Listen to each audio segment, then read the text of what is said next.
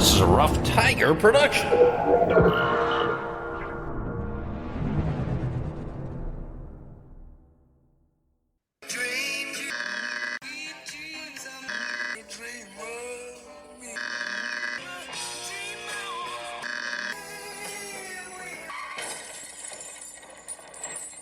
And you, and you, and you, and you were there. Some of it wasn't very nice, but most of it was beautiful. I'm ready. Are you ready? Ready? I'm ready. Are you Tell ready? you- I'm ready. You tell me I'm Siblings. not ready. Hey, we're back. Welcome to Dream Idiots. Thanks for the week off, everybody. We needed it because we got a lot done last weekend. We did.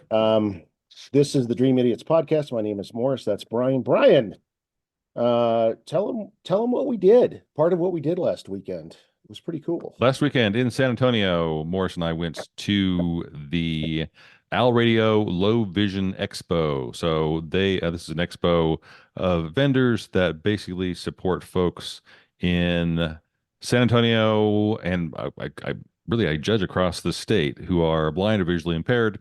Obviously, there's a whole bunch of audio tools out there that support folks that are blind, and so this Al Radio supports them by helping to produce a whole host of other audio content, news, radio, information, etc., to support that community. And so we got to hang out at that event and meet a bunch of cool folks. That was a lot of fun. That's right. And we were there as part of the Empower House Radio Group, who continues to air our podcast twice a week on 101.5 KXEP in San Antonio. Got to hang out with Caesar for the day from Empower House Radio. That was really fun. And then the night before that, we had a podcast meetup for podcasters in the South Texas area, mainly out of San Antonio. Got to spend a lot of time talking with one half of Malice and Mocktails. If you've not checked out that podcast, please do so. It's a true crime and then not so true alcohol podcast where they give you a mocktail recipe at the end. That's great. And we'll have more news about them coming up. And then we also met the team behind Mistakes Were Made. And this is a cool podcast that looks at different myths, Greek myths. And I believe they're currently on Norse, or they just finished up Norse mythology. I'll have to go back and get caught up with their feed. And then we talked to some more folks who are just getting started with their podcasts. We won't talk about those yet because they're not up and running just yet, but met with a lot of cool folks at the podcast meetup. Anybody else from there we want to thank Phil Nelson and the folks at Nelco Comics. Nelco Comics for hosting. And I feel like this group definitely is going to be perhaps the wellspring of some folks who are kind of just beginning to stick their toe in the water and figure out how to start podcasting and technology issues and distribution and those questions. But so hopefully we'll be helping folks push their content out here later on this year. Yeah, thanks to Phil, who owns it, Bill, who runs it, Roddy, who was there. Met a lot of cool people there while we were at the podcast meetup that Bryan's put together for us. Also, a shameless plug for myself. There's a radio show that's been running at KRTU FM 91.7 in San Antonio for a gajillion years, hosted by friend of the pod, Mike Thomas. I will be guest hosting on that show. It's called Music for Listeners, and this will air on the 27th of April. That's Saturday, midnight to 3, in an episode of Music for Listeners we've titled Moe's Country Extravaganza, featuring the Mekons and the Pine Valley Cosmonauts. It started off as a look at the twisted connections between punk music and country, but it became it branched out from there. So we've got country and reggae, country and soul, country and techno. It's a really fun, Mike and I recorded that while I was there in San Antonio, a fun 3 hours on KRTU FM 91.7. You can also check it archived if you don't feel like staying up until midnight to listen to it at krtu.org. That's KRTU FM 91.7, and that will air on the 27th of April and available in their archived format thereafter. And of course, Bryan, it was really weird being back in the KRTU studios. I bet, yeah. After 20 plus years away, but some selfish self-promotion there from me for later in the month. But I'm looking forward to listening to the finished product and see how it came out. Yeah, absolutely. But that'll be a good listen. I will probably not be up at midnight to hear that, but I will try to track it down online after the fact. And Cool. thanks for giving us the week off to work on some other stuff, folks. We do appreciate it, and thanks for hanging in there with us. If you can give us 5 stars, shoot us a review on whichever platform you're on. That would be hugely appreciated. If you want to give us a review, that helps us climb the charts. You can check us out at dreamidiots.com. We have some merch over there as well. And you can find us on Facebook and Instagram. We are at Dream Idiots. And you can drop us a line. Our Gmail account is just dreamidiotspodcast@gmail.com. So if you have a story idea or a curse word of the week or just want to say hi, you can just drop us a line. And as Bryan explained to the folks we met at the Low Vision Expo, we're a scattershot podcast, which I liked. Different topics every week. Each of us comes with a story. We take turns going first. We take turns telling the stories, and we drag you along for the ride. Bryan, it's episode 113, which means you get to go first. It's an odd numbered episode. What do you have for us this week? Yes, we are scattershot. We are ADD squirrel. Sorry, I'm back.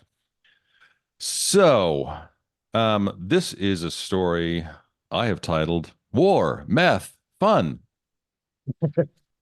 So, all over human history, it's estimated that over 1 billion people have died in war in our history. It seriously might be the only thing we're good at. And during this entire time, virtually every army or nation has done whatever it can to be more efficient and more effective. How can we kill more? How can we save more of our own soldiers' lives? What can we do to be more effective? What does it mean to be more effective? What technology can we use? How can we build a super soldier? So this is the tale of one such super soldier, a man named Aimo Koivunen. This week's episode of Dream Idiots, we are somewhat what I call Scandinavian. So if you picture Denmark sticking out like a thumb into the North Sea, and sort of between the North Sea and the Baltic Sea, I guess. Norway is directly to the north, furthest to the west, with a huge coastline facing the Atlantic. Sweden is in the middle, with its coastline facing inward to the Baltic. And then Finland is the furthest to the east, and its entire coastline faces into the Baltic as well. Helsinki faces into the Gulf of Finland, and St. Petersburg, Russia, is basically at the eastern end of the Gulf of Finland. So, Finland and Russia share a very long border. It meanders quite a bit, hundreds of miles in length. So I don't really know much about the longer term history of this region. Obviously, history is rife with stories of endless border skirmishes. As I blow down to the very, very bottom of my notes by mistake. Well, I'll say that that longest border there between Finland and Russia has never caused any problems whatsoever in the history of the world. But that's what we're gonna talk about here a little bit.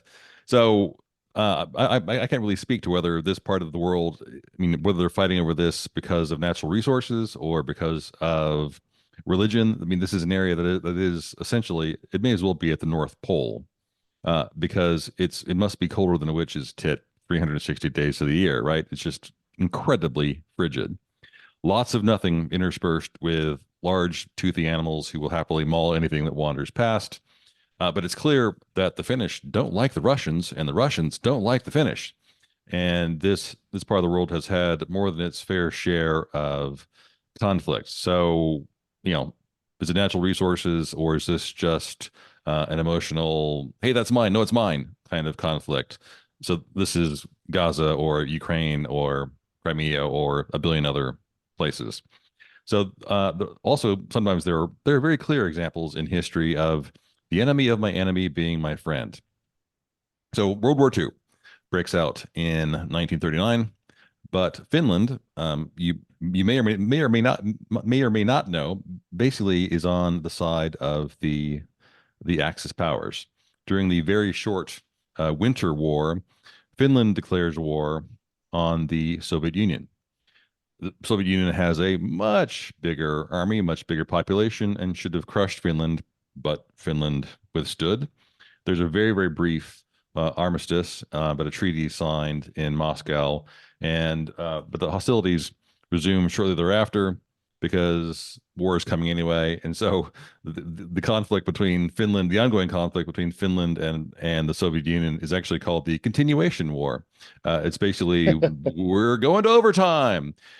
So during World War II, Finland was technically on the same side as the Nazis. Of course, the Finnish are not Nazi-esque in any way. I mean, this is nearly as nuts as Italy being on the side of the Nazis. Nevertheless, this is the backdrop. Aggressive fighting with a much stronger enemy in the crazy bitter cold. And Finland is not anti-Semitic. This is just oh, hello, Germany, you're going to help us kill Soviets? Great. We'll happily accept your help. Also during this time, and frankly, much earlier than this, people were working hard to try to figure out how to make soldiers more efficient by giving them drugs. So during World War I, it was possible for Americans to go into their local, it wouldn't have been called a pharmacy, but their local chemist or apothecary or whatever, and you could order as a gift box a box of drugs and have that box shipped overseas to support our men on the front. And it would, various versions of these boxes could contain cocaine or morphine in liquid form, along with a needle that they could inject to make fighting more palatable, enhance the odds of surviving, I guess. And surely there would be no downsides whatsoever. Of course not. So World War II, governments were also beginning to play with amphetamines and what they could do in combat. So when I say amphetamines, I mean methamphetamines. Were they organized like a Whitman sampler with a little code on the top that told you? Some had coconut, right? Right. Yeah, there's all these half-bitten ones that are half filled with coconut, half orange. filled with. Yeah, exactly. Right.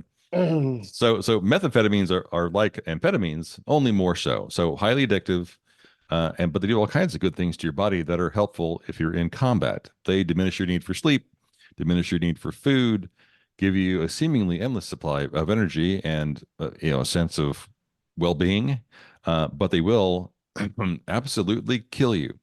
So, but if someone is already trying to kill you, maybe the benefits outweigh the negatives. And so this version, the World War II version of methamphetamine, was actually manufactured and distributed under the name Pervitin, which I feel like we have mentioned on this podcast before, but if we have, I can't recall what the broader topic was at the time. So our young hero is Aimo Koivunen. He's born in 1917, right toward the end of World War I. He's the oldest of 6 children. He does sort of look like a long lost member of ABBA because he has that sort of traditional Nordic look.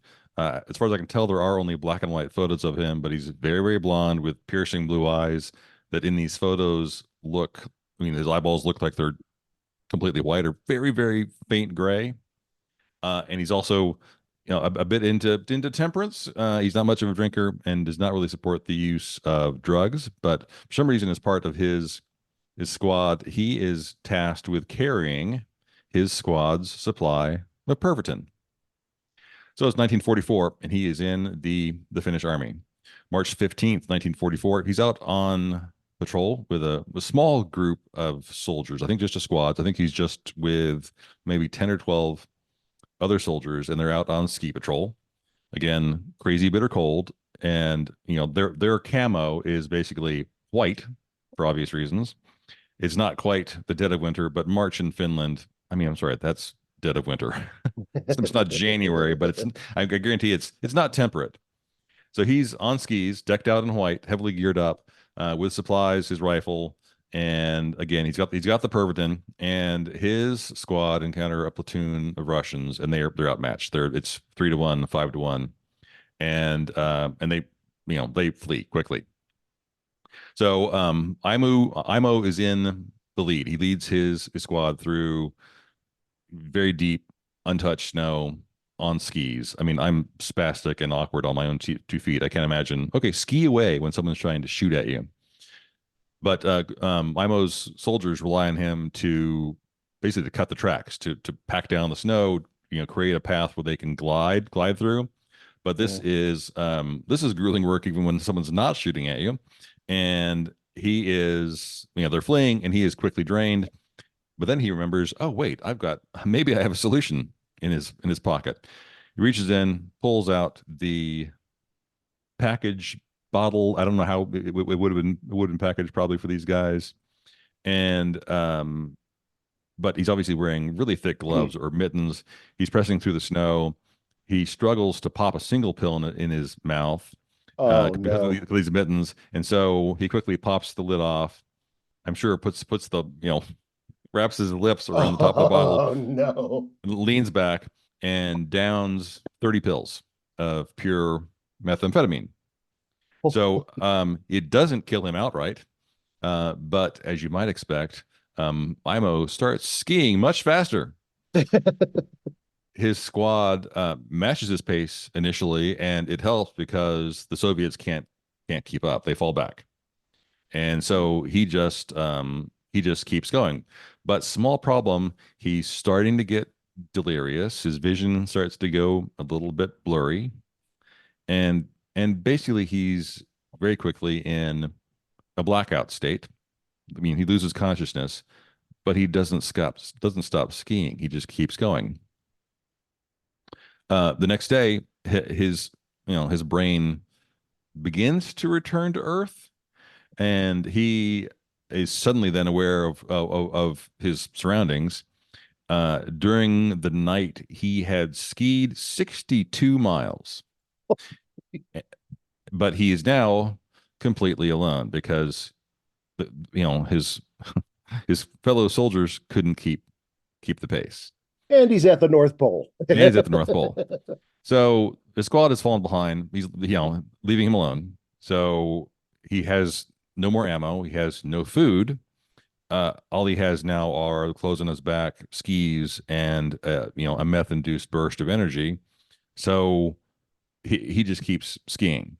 It's for a period of time. It's unclear where his comrades go, but the Soviets. It's clear rather quickly that the Soviets have not given up the chase, and he crosses their paths, or them, or other soldiers more than once, trying to escape. Skis through a clearing and triggers a landmine, which then throws him into sort of an adjacent ditch. And he does manage to survive the explosion. There's a small fire that the landmine sets off, and he's in lights the underbrush on fire. He manages to survive that as well, but his one foot is left, quote, a mangled mass of flesh and metal. Happily, it's so friggin' cold he doesn't just bleed out. So the landmine now leaves him injured and delirious. He lays on the ground, kind of drifting in and out of consciousness. When he's in this state, you can't really figure out, you're not thinking clearly. I mean, I think he thinks he's just going to die. He winds up laying there and laying there and laying there. He lays there for close to a week, until he is just okay. Well, I'm beginning to come down now. The bitter cold hasn't killed me yet, and so again, seemingly fueled by meth, I would dispute wildly whether this meth would still be in your system many, many days later. It's either going to kill you, or I would think you'd pass it faster than this, but I don't know. He stands up. In one account, it says he gets back on his skis, or in this case, ski, because I think one foot is probably mostly gone.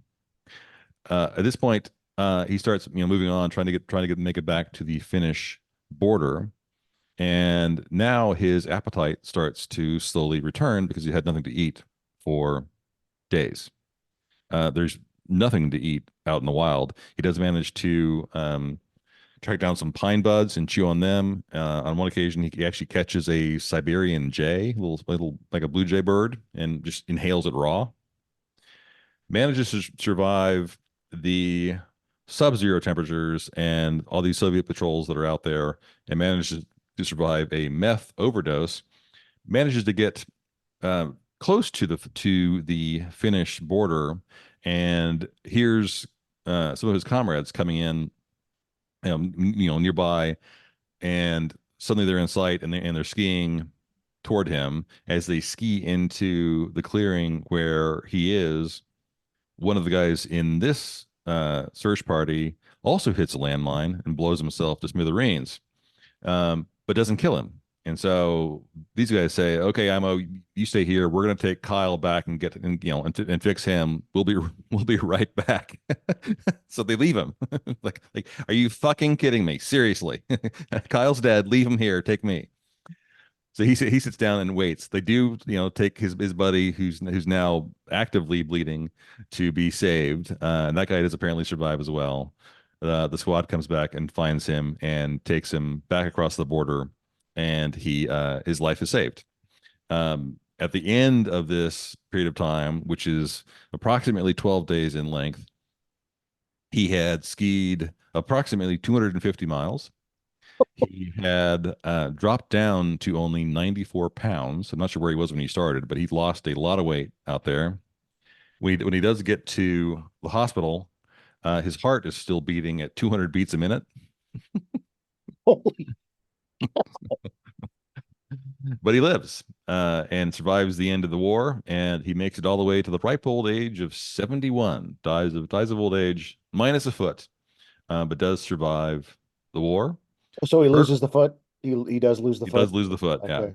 Pervitin continues to be manufactured. It's actually made by a large pharmaceutical company in Germany during World War II, and is handed out like candy to German soldiers. They had tens of millions of pills during World War II. So all those German soldiers they were basically all high for the vast majority of the war. So don't do drugs, kids, unless you're in combat, I guess. Hitler was a So big fan of it too, wasn't he? Oh, I'm Hitler was sure it on. was Yeah, one Hitler of many was on drugs Hitler everything. was Yeah, on. right. He had a regular cocktail of stuff that was injected, I think, daily of who knows what. So yes. So there you have it. The story of Aimo Koivunen. Wow. No one could understand him, not because of his accent, but because he was speaking 500 words a minute. Right. Wow, Yeah, that's he was fluent in Martian. He was channeling something. Wow. That's something else, Brian. I've never heard of this fella. Yeah, it's pretty funny. Great story. Thank you. Yeah. That's awesome. It's time for the Dream Idiot's curse word of the week. And did our little speedy man give us a curse word of the week? Curse word this week is donor cycle. I feel like we may have touched on this before. A donor cycle. No, That's a popular word. Yes, I do. Having come from my wife being a physician, it is code word for motorcycle in ERs. Yes. Yes. So I've heard this, kind of recounted almost as a parable. You or your loved one or your grandmother is being taken into the hospital for a whatever, a cornea transplant, a kidney transplant, whatever, and they don't have the donor cornea or whatever they need on hand. But good news, it's raining, so it won't be long now. So tell someone without a helmet on a motorcycle kills themselves and gives you the parts you need. So donor cycle. Oh boy. Yeah, I've got a couple of relatives who are motorcycle enthusiasts, and it scares me every time they go out. It's Yeah, I don't like. I mean, I would never ride one. I don't like being within a half mile of them on the highway. Just stay the hell away from me. I don't know. If somebody gave me a 1948 Indian Super Chief or a Vincent Black Lightning or a Vincent Black Knight, I might take it up. But I'd I wear a admire it. I helmet. would never ride it. Yeah, no, not doing that. Well, Brian, it's once again we find ourselves in alignment, kind of theme wise, and it'll become apparent as I get into my story. Are you ready for Go. my story for 113? Brian, I'm going to start off by telling you about a place called Black River Falls, Wisconsin. You ever heard about it? Black No, River Falls? never heard a thing about it. It's a town of a little over 3,500 souls, located in the western central part of the state. It's the seat of Jackson County and about 60 miles to the Minnesota state line to the west. Black River Falls is administrative center of the Ho-Chunk Nation, one of two related tribes in the region, the other being the Winnebago, which I'm sure you've heard of. The Black River is a 190-mile tributary of the Mississippi River. At one time, back in the 1800s, sawmills were a big part of the area, with lumber floated down the Black River to La Crosse and other points southwest. A large hydroelectric dam now stands at the falls, and I've seen pictures of this place, and it looks absolutely gorgeous. Every great thing I've heard about Wisconsin, and one of the 4 states I've not been to. But I've been there in my mind thanks to what we're talking about today. Because in 1973, Black River Falls was the subject of a doctoral thesis in American cultural history by a gentleman named Michael Lessie at Rutgers University. Lessie had studied Black River Falls and its environs since his master's degree days at the University of Wisconsin in the 1960s. What he produced as the project that would become both his thesis and a book was a collection of photographs from the Wisconsin Historical Society that had been taken by Charles Van Schaik from 1890 to 1900 in and around the Black River Falls area. Some 800 plates had been saved from deterioration by the society.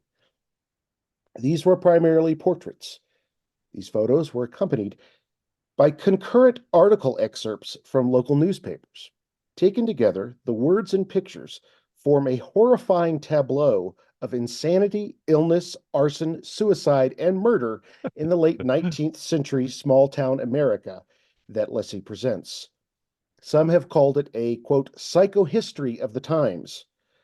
It's a study of prevailing obsession with death and decay. Lessie's book would be titled Wisconsin Death Trip. It became a sensation in both academic and popular worlds. When I attended graduate school, 20 plus years after its initial publication, people were still arguing over its merits as a historical and academic document. Words cannot do it justice, but I will try. I have sent you a picture. Don't look at it yet. Don't look at it yet. Yep. There's an intimacy to these pictures, particularly when you realize that photographs were still a rarity in the 1890s. From today's vantage point, the average person has probably taken more photos with their smartphones than Van Schaik did his entire career. But our images are disposable, instant, forgettable, unless we find one that really speaks to us. In the 1890s, a photo was a truly special occasion, and often that special occasion was death. Wisconsin Death Trip has in it several photographs of dead children in their coffins, because to be perfectly blunt, that's probably the only picture these children would have taken of them in their short lives. And upon the occasions of group photographs, of which there are several, families, men working, people at leisure, children performing, Lessie uses some half dozen times a rather jarring framing technique. On the left-hand page, the group shot. On the right-hand page, an extreme close-up of one or two of the faces, as if to say, here, look here for impending death and madness. Bryan, take a look at the picture I sent you. Well, I don't have one, so I didn't. You didn't get it yet? Nope. How about now?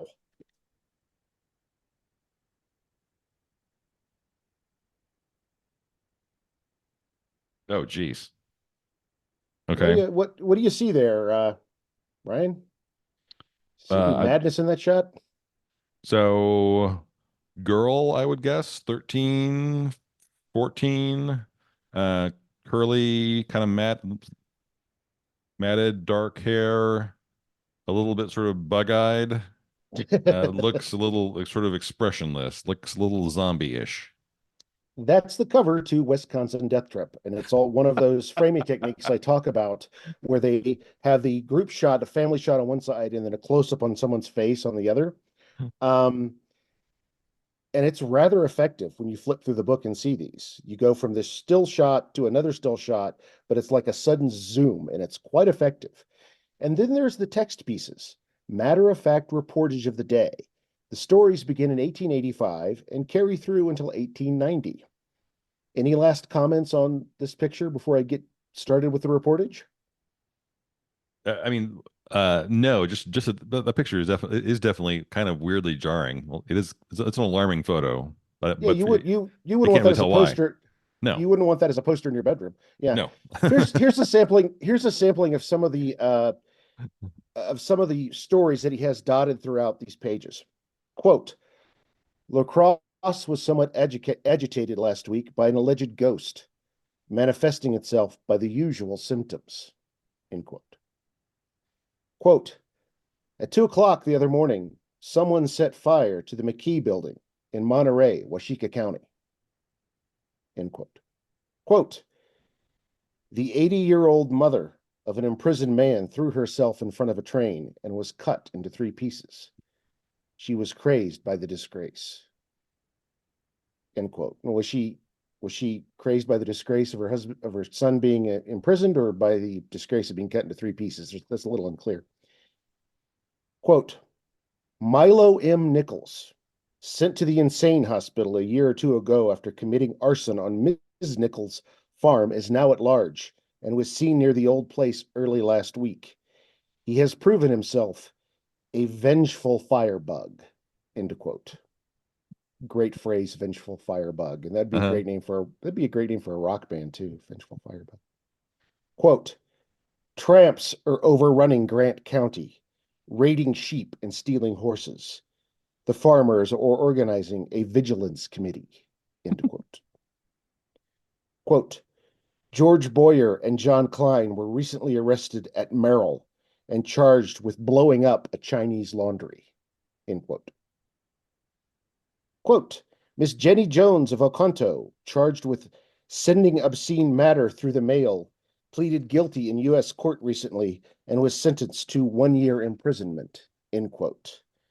I'm guessing she sent a scandalous drawing of her ankle.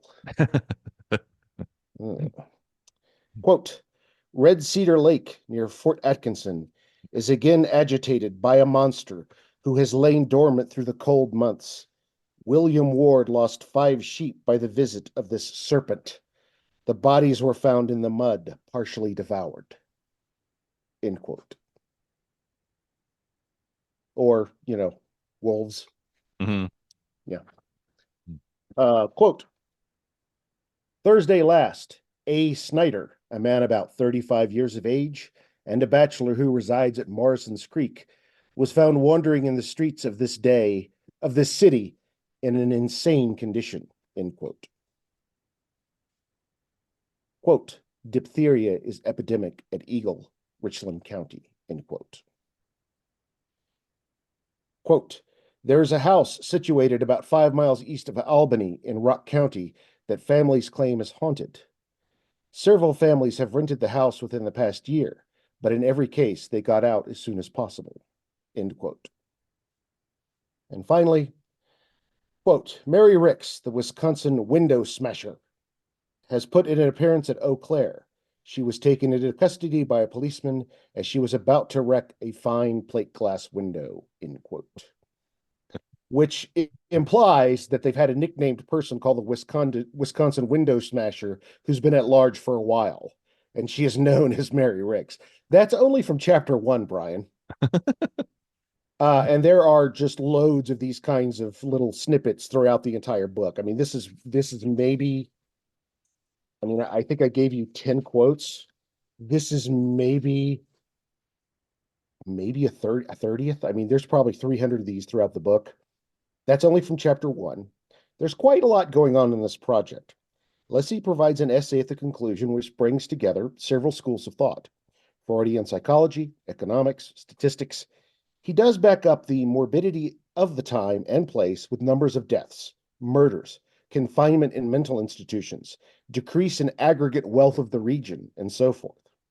What the work presents is a schism between the escape from the, quote, frailty, responsibility, and death, end quote, of 19th century country life into a, quote, certain kind of adolescence, end quote, free of such pain by living in the new cities. Country life is filled with traps and tragedies. Death in country life is expected and inevitable. It's Calvinist in that regard. Downfalls are one's own making, or in Lessig's words, quote, a man's successes and failures were judged to be reflections of his soul. Jesus, that is some heavy stuff. Yeah, it's hardcore. Whatever the final assessment of Wisconsin Death Trip is as a historical account, a psychohistory, or a work of art, I think some 50 years after its publication, it still deserves our attention. For the rural-urban split is one we have not yet healed, or even fully understood. Think of the way in which terms such as coastal elites or rural voters are still used today. It is a rich piece of, and I think this is appropriate since he got his doctoral thesis in this, American cultural history. Wisconsin Death Trip has been influential on an artistic level, certainly. The 2001 album from Echo and the Bunnymen, Flowers, uses as its cover a Van Schaik photo seen in Wisconsin Death Trip. Stephen King cited Wisconsin Death Trip as an influence on his novella 1922. Neil Gaiman lists it as an influence on his 2001 book, American Gods. There are numerous musical works, from songs to soundtracks to albums and operas, as a part of this lineage. And I'm not sure if there's a direct connection, but the 1996 Nick Cave and the Bad Seeds album, Murder Ballads, explores this kind of territory. And most people point to the songs Where the Wild Roses Grow, or the most profane version of Stagger Lee I've ever heard, or the 14-minute epic O'Malley's Bar as the heart of the album. But for me, it's track 6, The Curse of Millhaven, a nearly 7-minute song about the tragedies that have befallen a small town: drownings, arson, animal mutilations, and murder. Foul play, the narrator sings, can really get a small town going. And that is a brief look at one of the most interesting, fascinating, and frustrating pieces of American cultural history that I've ever read, Michael Leslie's brilliant Wisconsin Death Trip, originally published in 1973, republished in the year 2000 from the University of New Mexico Press. I also used as a source lyrics to Nick Cave's and the Bad Seeds album 1996, Murder Ballads, The Curse of Millhaven, and Wikipedia for basic info on the beautiful little town of Black River Falls, Wisconsin. This was a big discussion point when I was in graduate school, and I was there some 22 years after its publication. Is what exactly is this? It uses data of a form, but it's not typical history. It's not Right. It's using photographic evidence, but it's not. You could argue that all photography is staged. What exactly is this? And people have thought about this for quite some time about this piece. At the very least, it's an interesting American artifact. At the most, it's a really nice piece of cultural critique on the schism between rural American life of the 19th century and citified life, or the idealized citified life, because we all know that cities of the 1800s and 1900s weren't exactly great. I mean, they were horror shows in their own respect. Right.